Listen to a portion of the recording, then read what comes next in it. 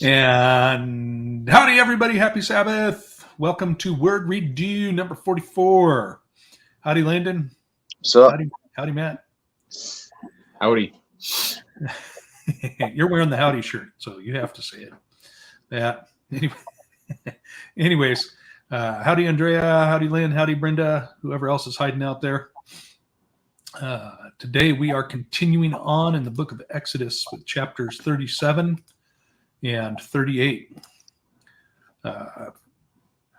I'll be reading from the King James Bible. You can read that online if you want. If you go to this website, you can read it online if you go to this website or multiple other translations. I think they got like 20 translations at Blue Letter Bible.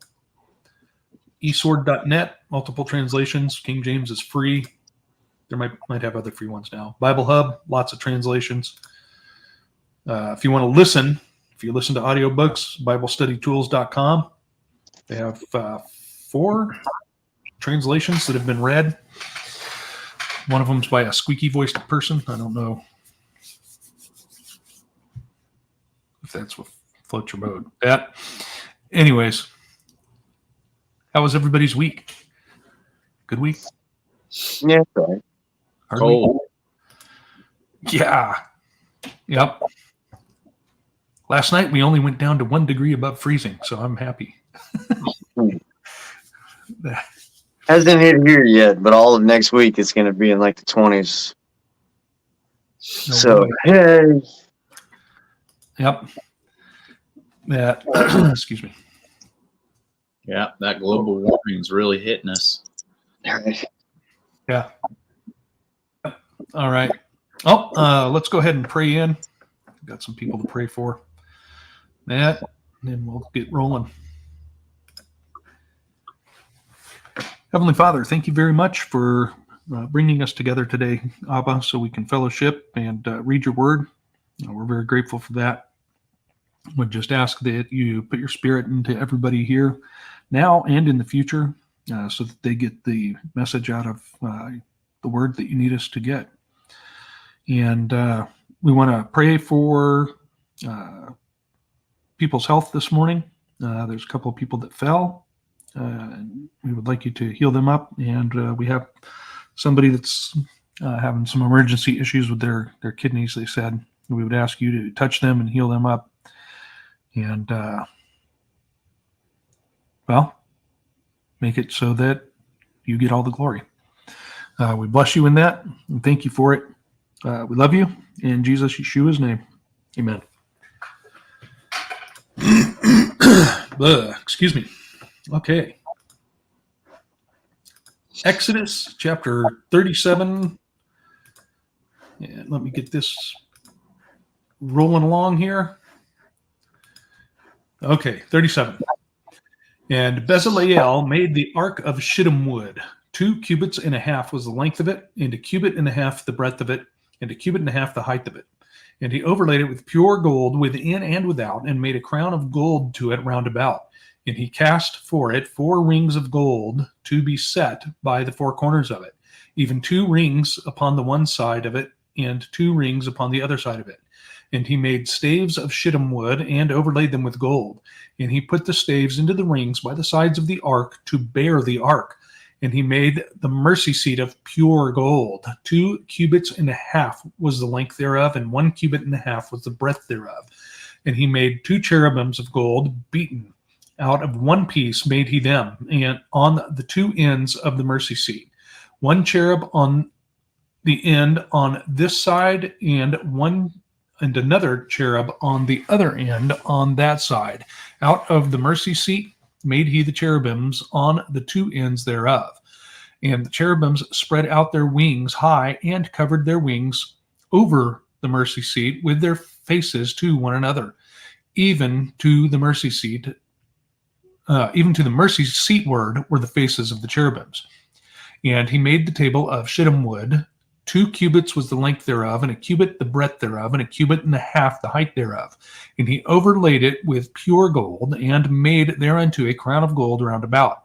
Also he made thereunto a border of an hand breadth round about, and made a crown of gold for the border thereof round about. And he cast for it 4 rings of gold, and put the rings upon the 4 corners that were in the 4 feet thereof. Over against the border were the rings, the places for the staves to bear the table. And he made the staves of shittim wood, and overlaid them with gold to bear the table. And he made the vessels which were upon the table, his dishes, and his spoons, and his bowls, and his covers to cover withal, of pure gold. And he made the candlestick of pure gold, beaten work made he the candlestick. His shaft and his branch, his bowls, his knops, and his flowers were of the same. And 6 branches going out the sides thereof, 3 branches of the candlestick out of the one side thereof, and 3 branches of the candlestick out of the other side thereof. 3 bowls made after the fashion of almonds in one branch, and a knop and a flower, and 3 bowls made like almonds in another branch, a knop and a flower. So throughout the 6 branches going out of the candlestick. And in the candlestick were 4 bowls made like almonds, his knops and his flowers, and a knop under 2 branches of the same, and a knop under 2 branches of the same, and a knop under 2 branches of the same, according to the 6 branches going out of it. Their knops and their branches were of the same. All of it was one beaten work of pure gold. And he made his 7 lamps, and his snuffers, and his snuff dishes of pure gold. Of a talent of pure gold made he it, and all the vessels thereof. And he made the incense altar of shittim wood. The length of it was a cubit, and the breadth of it a cubit. It was 4 square, and 2 cubits was the height of it. The horns thereof were of the same, and he overlaid it with pure gold, both the top of it and the sides of it, and the sides thereof round about, and the horns of it. He also he made unto it a crown of gold round about, and he made 2 rings of gold for it under the crown thereof, by the 2 corners of it, upon the 2 sides thereof, to be places for the staves to bear it withal. And he made the staves of shittim wood, and overlaid them with gold. And he made the holy anointing oil and the pure incense of sweet spices, according to the work of the apothecary. 38. And he made the altar of burnt offering of shittim wood. 5 cubits was the length thereof, and 5 cubits the breadth thereof. It was 4 square, and 3 cubits the height thereof. And he made the horns thereof on the 4 corners of it, and the horns thereof were of the same. And he overlaid it with brass. And he made all the vessels of the altar, the pots, the shovels, the basins, and the flesh hooks, and the fire pans, and all the vessels thereof made of brass. And he made for the altar a brazen grate of network under the compass thereof, beneath unto the midst of it. And he cast 4 rings for the 4 ends of the grate of brass, to be places for the staves. And he made the staves of shittim wood, and overlaid them with brass. And he put the staves into the ring of the sides of the altar, to bear it withal. He made the altar hollow with boards. And he made the layer of brass, and the foot of it of brass, and of the looking glasses of the women assembling, which assembled at the door of the tabernacle of the congregation. And he made the court on the south side, southward. The hangings of the court were of fine twined linen, 100 cubits. Their pillars were 20, and their brazen sockets 20. The hooks of the pillars and their fillets were of silver. And for the north side, the hangings were 100 cubits, and their pillars were 20, and their sockets of brass 20. The hooks of the pillars and their fillets of silver. And for the west side were hangings of 50 cubits, their pillars 10, their sockets 10, the hooks of the pillars and their fillets of silver. And for the east side, eastward 50 cubits. The hangings on the one side of the gate were 15 cubits, their pillars 3, and their sockets 3. And for the other side of the court gate, on this hand and that hand, were hangings of 15 cubits, their pillars 3, their sockets 3. All the hangings of the court round about were of fine twined linen. And the bases for the pillars were of bronze, but the hooks of the pillars and their fillets were of silver. Overlaying of their capitals was also of silver, and all the pillars of the court were filled with silver. And the screen for the gate of the court was embroidered with needlework in blue and purple and scarlet yarns and fine twined linen. It was 20 cubits long and 5 cubits high in its breadth, corresponding to the hangings of the court, and their pillars were 4 in number. Their 4 bases were of bronze, their hooks of silver, and their overlaying of their capitals and their fillets of silver. And all the pegs of the tabernacle and for the court all around were of bronze. These are the records of the tabernacle of testimony, as they were recorded at the commandment of Moses, the responsibility of the Levites under the direction of Ithamar, the son of Aaron, the priest. Bezalel, the son of Uri, son of Hur, of the tribe of Judah, made all that the Lord commanded Moses, and with him was Aholiab, the son of Ahisamach, of the tribe of Dan, an engraver and designer and embroiderer of blue and purple and scarlet yarn and fine twined linen. All the gold that was used for the work and the construction of the sanctuary, the gold from the offering, was 29 talents and 730 shekels by the shekel of the sanctuary. The silver from the congregation, who were recorded, was 100 talents and 1,775 shekels by the shekel of the sanctuary. A bekah, a head, that is half a shekel, by the shekel of the sanctuary, for everyone who is listed in the records. For 20, from 20 years old and upward, for 603,550 men. The 100 talents of silver were for casting the bases of the sanctuary and the bases of the veil. 100 bases for the 100 talents, a talent a base. And of the 1,775 shekels, he made hooks for the pillars and overlaid their capitals and made fillets for them. The bronze that was offered was 70 talents and 2,400 shekels. And with it he made the bases for the entrance of the tent of meeting, the bronze altar and the bronze grating for it, all the utensils of the altar, the base around the court and the base of the gate of the court, all the pegs of the tabernacle and all the pegs around the court.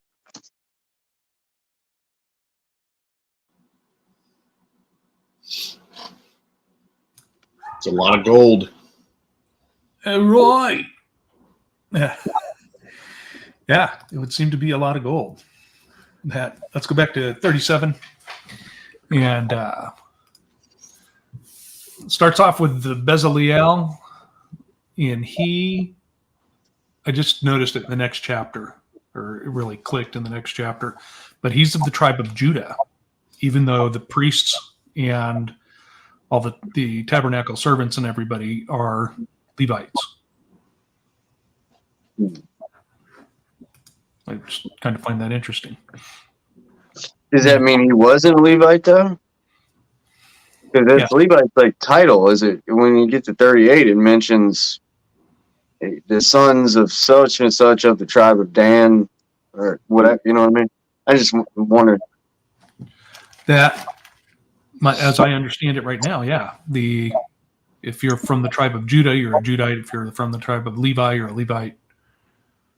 For the tribe of Dan, you're a Danite or Danish. Got a cheese Danish? Didn't God pull people from every tribe for the Levites though? No, because it was originally they were all supposed to be priests to all the nations. And then he said, okay, fine. The Levites are the people that are going to be the priests. But we haven't gotten to that yet. I thought I was under the impression he pulled. I don't know where I got that from. Yeah. So let's see. He's talking about the ark here. And so he made it of shittim wood and then overlaid it with pure gold. So basically, what do they call that? Gold gilding. Gold leaf? He's basically gilding over the wood. But then I find it interesting again for working with metal. He cast the rings. Gold's high temperature stuff, man. I forget exactly what it is. But to melt it in order to be able to cast it, let's see. Melting point is 1,947 degrees Fahrenheit. That's 1,064 degrees Celsius or centigrade. So that's high. They had what people today claim are modern forging techniques, right? Yeah, that you have to use a blast furnace to get those types of temperatures. Well, and even to just get the gold itself, you'd have to have that. Yeah. Well, people can argue, well, they took it out of Egypt because it was already made. Well, I know, but I mean, someone. Yeah, someone had that technology. Yeah. And it wouldn't be that hard to set up. I mean, look at, even 150 years ago, the blacksmiths had those hand crank little blast furnace things for their coal forge. Yeah, right. Well, Yeah, or bellows. Man, that guy has the biggest chest I've ever seen. What's his job? Oh, he's the bellows for the blacksmith. He blows on the fire for the blacksmith. Rocket stove. That's right. Could be. If we can do it now, they probably knew it then. Mm-hmm. yeah, I'm of the notion we're devolving. If you just look at the architecture and everything and the whole, I know the histories have been messed with, but there was a period where people forgot the hygiene and everything. So we shook back a little bit, but I think that it was I think it's a trick. You start off as a little kid, they show you all these pictures of all these poor people in the desert and they're in rags, and I don't know, man. I think they were a little bit closer to creation back then, Yeah. I think they had a better understanding. Who knows, man? Maybe they had some knowledge of some way to do that at lower temperatures that we don't know about. Mm-hmm. Frequency. Huh. Yeah.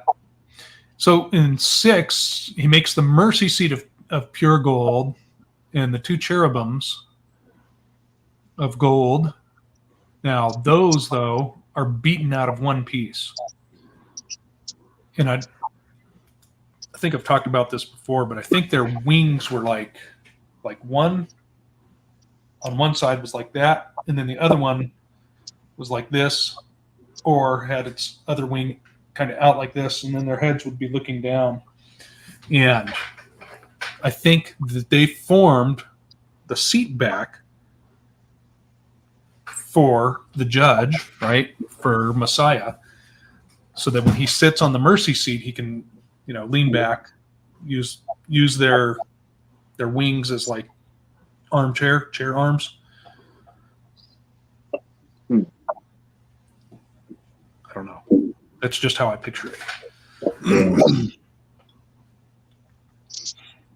Comfy. Nobody nobody makes a rendition like that, though. It's always they're bowed down with their wings pointed out on both sides. Sure, we'll find out soon when they bring it up or whatever happens. Yeah. Yep. That Not if the Pope gets it. that Mutria thinks that they're going to come out with either the ark or a fake ark. Mm-hmm. and bring it out, and then put that in a new tabernacle. Not a temple, but a tabernacle. A tent. Which is interesting. Not quite prepared to bet on that horse, but I'm watching. That's all I'm saying. Yep. Forbidden technology being used. What are they hiding, man? I see videos like every day about a new way of using some type of technology, but in a healthier manner, like with energy, and literally almost seems like there's a alternative that's not what we have that probably was around back then. But Yeah. Well, this is an interesting question from Margaret. The artist's limited skill in drawing coloring books. So I'm thinking, if I understand her question correctly, maybe if you're picturing the instructions as being like the lines of the coloring book, or the lines in the coloring book, don't go out of these bounds. But at the same time, we read before that God, Yah, put his spirit in the people making all this stuff. So I think they would automatically understand when Moses said it has to look like this. They would have that vision immediately of what it's supposed to look like. Everybody's on the same scroll. Yeah. Yeah. That's correct. On the same roll of the scroll. Oops. So this, and then we go through, basically, he's making everything according to the instructions that we read about last week.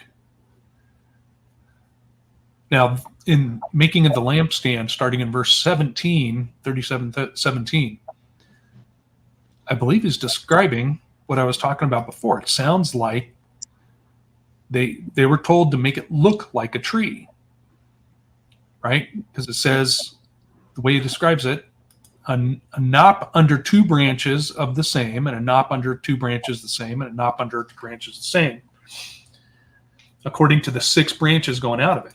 So basically, I think you're going to have the trunk of the tree, right? And then you're going to have 2 main branches that come off, and then those will have 2 branches each. And then each one's got a thing on it. you notice it said 7 lamps. Yeah, 7 lamps. And that correlates to what John was shown in Revelation 2, the lamp stand with 7 candlesticks, I think is how it's phrased, or 7 bowls. I wonder if that's the 7-branch menorah. Yep. They put 8 on for the dedication of the temple, the festival of lights. Baby. What word does it use for yours after cups? Because After knops? Bowls? no, knops would be the word. What So verse? wait, yours doesn't go cups, knops, bowls? It goes, let's see, branch, knop, flower, bowls, almonds. Yeah, because mine said at its base, it's stem, it's cups, it's calyxes, and it's flowers. One piece of it. And I just had to look up calyx because I don't know what that was. But A calyx is the sepals of a flower. Yep. Typically forming the whorl that encloses the petals and forms a protective layer around the flower and a bud. Oh, whoa, not that kind of bud, man. Okay, anyways. All right, let's continue on, shall we? Yep. So, like we just talked about, he made his 7 lamps and snuffers into snuff dishes of pure gold. Where is it? It says in here, he makes them out of one piece too.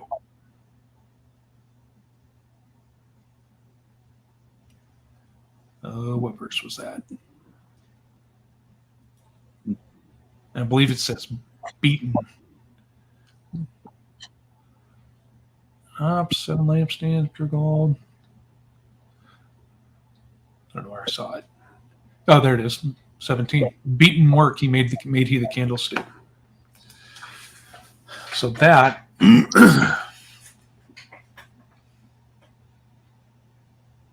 one piece hammered out. You ever see the videos of those artisans in like Mexico or Pakistan where they're hammering stuff out of sheet metal? They like get this piece of sheet metal from a dump truck or something like that, and then they cut apart, and then they're all hammer for like who knows how long, and then they're like, oh look, now it's an eagle.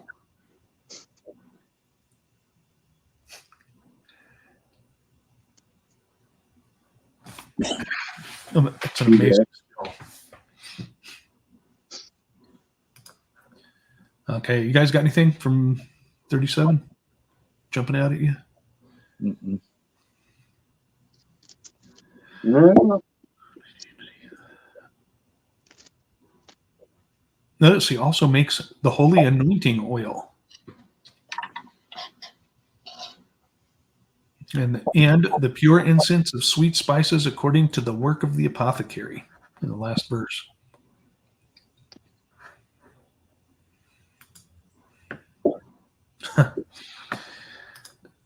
Yep. Okay, let's go over to 38, see what's there. Makes the altar for burnt offerings out of brass, it seems like.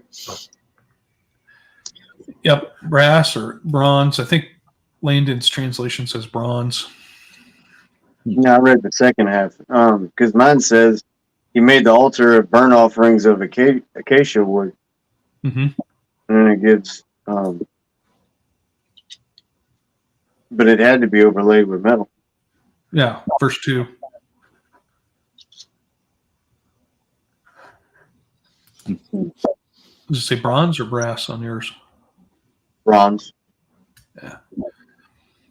Which lots of people argue about that, but they're both alloys of copper, brass and bronze. Just one has more tin and antimony, different levels of that, and there's really no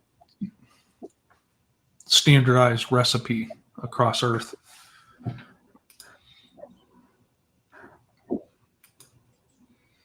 Yep. Yes, the brass stands up to heat just for, burning a candle or oil.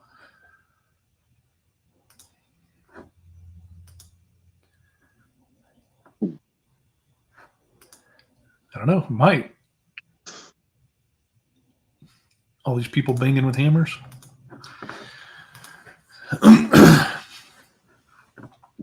So it goes through making all these, and he's casting again.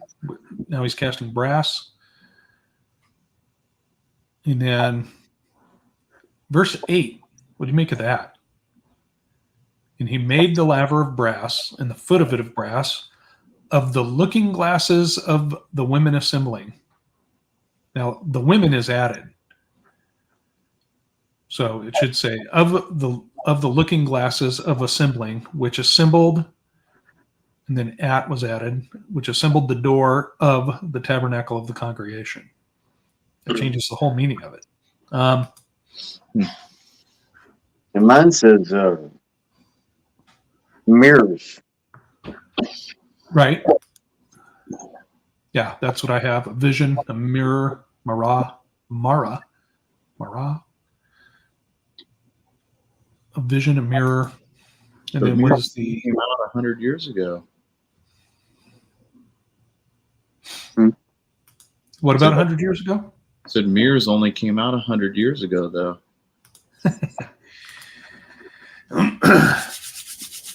Because we're the smartest people that have ever been. Mm-hmm. That's sarcasm, everybody. I don't know. I'm pretty familiar. I had read, or I had seen that supposedly when they dug up the tomb of King Tutankhamun, that when they went to wipe the dust off of the burial mask, that they scratched it, that it was so finely polished, so highly polished. Of course, they'd probably been digging in the dirt and stuff and had sand on their hands. Or all, check this out. Oh dear. Oh my.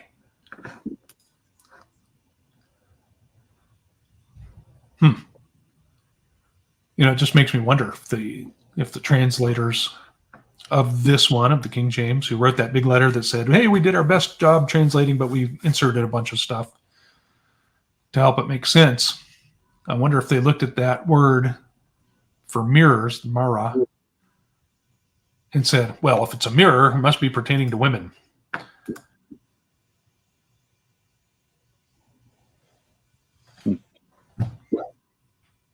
Probably. Yeah, there's more testosterone back then. Men probably didn't even look in the mirror ever. Unless they wore a wig.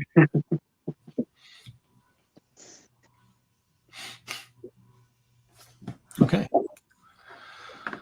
So let's see. The rest of this, it basically confirms that they made everything as was spelled out before. But that in verse 22 is what I was talking about. Bezaleel, the son of Uri, the son of Hur, of the tribe of Judah, made all that the Lord commanded Moses. And with him was Aholiab. Okay, yeah, you're right. Tribe of Dan. Aholiab, son of Ahisamach, of the tribe of Dan, an engraver and a cunning workman, and an embroiderer in blue and in purple and scarlet and in fine linen. Now, if you want to, there's a dude's channel called ClickSpring on YouTube, and he's making a copy of the Antithekera mechanism, which was an ancient celestial calendar that they used on ships to keep track of time. Anyways, he's trying to make it with tools that they know they historically had back then in ancient Greece. It's pretty interesting the way they go through cutting the metal, or he goes through. Yep, ClickSpring, all one word. Yep, ClickSpring, except without the space.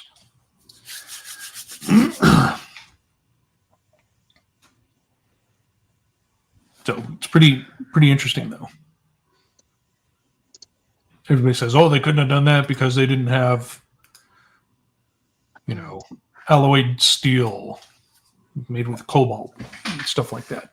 No, yeah, they could. Hey, good job, Landon. Landon posted that in chat. Link to his channel, to ClickSpring channel. Very interesting stuff, in my opinion.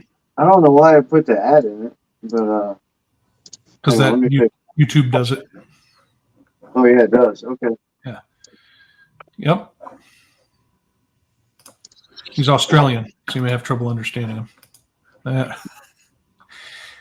Remanda. Yep. And then at the end of the chapter, it kind of tells like all the gold and silver that people gave and how much that took.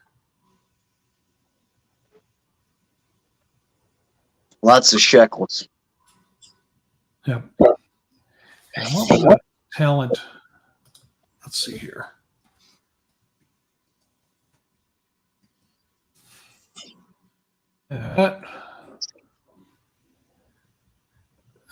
This doesn't say that. It's got all types of different talents. So 129 grains. There's 7,000 grains. This is the euboic talent. That. So 129 grains, 7,000 grains to a pound.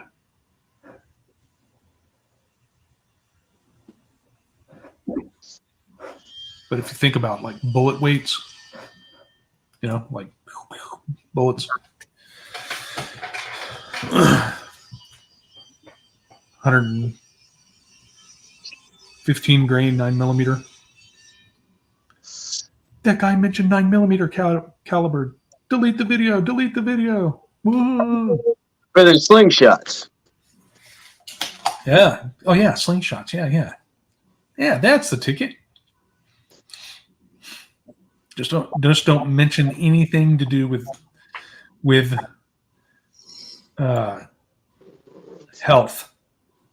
That's Right. what they've been deleting all the videos for. Can't even say health. Can't even say the word health.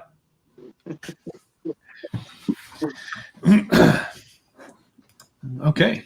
Anybody else got something from this? Jumped out at them? Ponderances? It's a really shiny place. Yeah, probably. It's interesting because we were talking last time about someone had brought up about the stones being luminescent, that light would shine through them, being translucent. That's the word I'm looking for.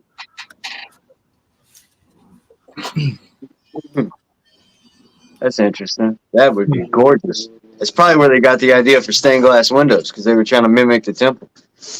I wondered that. That's good. It's a good theory. It is. It's interesting. And I was also just thinking, those priests must have been so busy when they weren't offering sacrifices or like in prayer or whatever, because like to polish all that, to keep it, it's a lot of work. Keep it looking good. Yeah.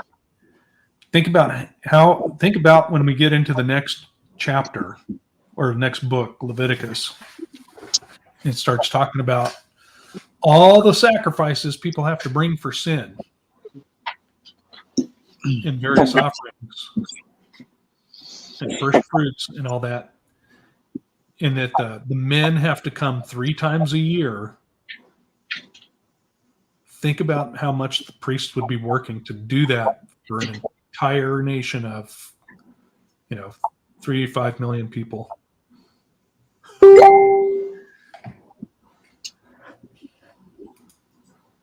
Huh.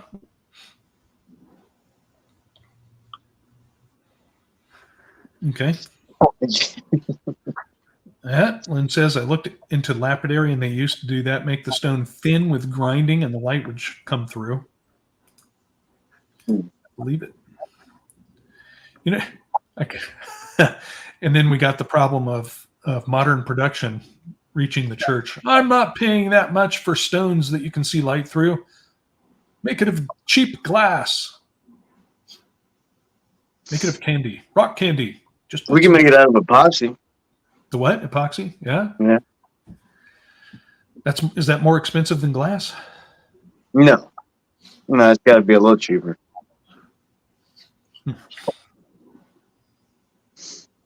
I think. I've never really priced pouring molten glass, but yeah, it's very interesting that they have how much corporations or businesses will pinch a penny, so that they can they'll change a process that'll save a nickel in the cost of manufacture, but then they jack the price up $100. And I think that's, greed works its way into everything. Matt and I have talked a lot about how they used to make tools beautiful. Hey, if I have to use this all day, I want to look at something. I want to look at a beautiful flower on my hammer, or whatever, on my wood plane. Well, I read a quote. I wish I remember who said it because he said it way more elegantly than I'm about. But the basic message was that it's inherent in men to protect beauty. That should tell you everything you need to know about modern architecture. And I was like, huh, like that makes sense, Which I mean, it applies to hammers and everything like that. But when you have something that I mean, you really value it. It's like you know, I guess the like the tales of like Thor's hammer like probably made more sense to those people back then. I know it's pagan. I'm just using it as an example. Right. You mean John Henry? I saw this thing that was showing how all of advertisement and buildings and everything has went from like 100 years ago really colorful, everything had lots of colors in it, to now everything's going black and white and gray and white, and all the colors are coming out of everything, every advertisement, every logo. All the fast food chain restaurants are all switching to, you think about McDonald's, when we were kids, it was all colorful, and now it's gray and black and white, and they're doing it with everything. Mm-hmm. But it's showing like this insides. It was showing this like AI scale where like was all the colors before, and then it's like went to now where it's like down to like just everything's like doled out. And I thought that's interesting because if you think about it, they've proven that certain colors will make you like happy and energetic, and it's like, now they're doling everything out. Yeah, I remember seeing they did an experiment with people that they arrested, right? So, like off the street, arrest them for fighting or public drunkenness or whatever, and experimented putting them in different colored jail cells, and they ran the whole gamut and stuff. And it was funny because some of them would calm them down right away, and some of them would make them more angry when they put them in. And the one that really jumps out at me is pink. They would put them in a pink cell and they'd calm down at first and then get all agitated after like half an hour and start freaking out. Someone, when I was in high school, this lady came from the Art Institute's college or whatever, and she went through the colors and she must have had like a marketing degree or something, because she was relating the way Subway uses green and yellow. Green, you're supposed to be patient, but yellow, hurry up. Think about it, everybody speeds up at a yellow light. But she said pink was it was a means of control. Like that's the message it projects. I don't know where she got that from. It just, yeah. Interesting. Like that sunset that was on the thumbnail. The who controls the sky? Well, I could just see somebody rebelling, like first being subdued, walking into the environment, like, all right, and then you know what? I don't want to be controlled. This is what I think of your control. Give me my shoelaces. Turtle suit. That it's interesting though, talking about the colors for advertising, because if you get something powder coated or painted or some type of sticker made, they give you the base price is usually for 2 color, and then anything over that it increases exponentially, right? It'll like double for a 3rd color, and then like double again for a 4th color. So again, it goes back to the pinching of pennies. No, I think 2 color will be just fine. Right. You have 1 color? Can I get a sign of 1 color, please? Yeah, here's your sign. Anyways, all right. Anybody got anything else? Let's see how far behind I am on YouTube. Oh, I'm about 35 minutes behind. Okay.